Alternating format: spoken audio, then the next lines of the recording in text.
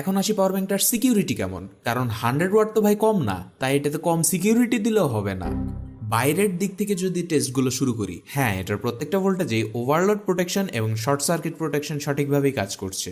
ভেতরে যদি দেখি, পিসিবি বোর্ড এবং ব্যাটারির সেকশনই আলাদা, মধ্যে প্লাস্টিকের সেপারেটর আছে, which is a very good plus point.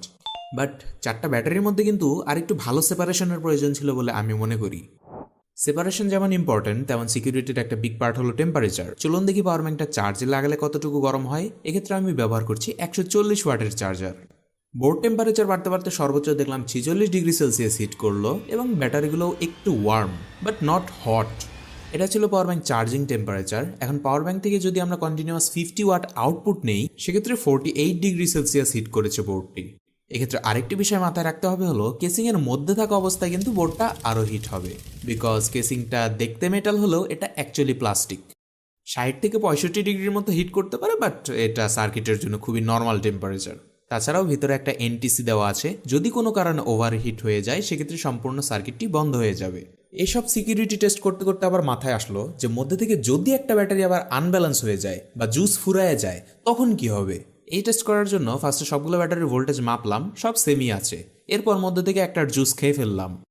তারপর পাওয়ার ব্যাংকটা থেকে আউটপুট নিচ্ছিলাম এবং হুট করে এটা বন্ধ হয়ে গেল, হুইচ ইজ এক্সপেক্টেড। জুস খাওয়া ব্যাটারি চলে এসেছে 2.9 ভোল্টে, যেখানে অন্য ব্যাটারিগুলো 3.8 ভোল্টেই আছে। এখন পাওয়ার ব্যাংক চার্জে লাগানোর পর আমি চাচ্ছিলাম যেন চার্জ হওয়ার পর সবগুলো ব্যাটারি সেম ভোল্টেজে চলে আসে, বাট আনফর্চুনেটলি সেটা হয় না। 100% চার্জ হওয়ার পর জুস খাওয়া ব্যাটারির ভোল্টেজ কমই থাকে 3.9, অন্যদিকে বাকি সব ব্যাটারি ফুল চার্জ হয়ে যায়। আর পাওয়ার ব্যাংকটা যে চলছে বিষয়টা এমনও না, ইনপুট আউটপুট এখন কোনো কিছুই কাজ করছে না।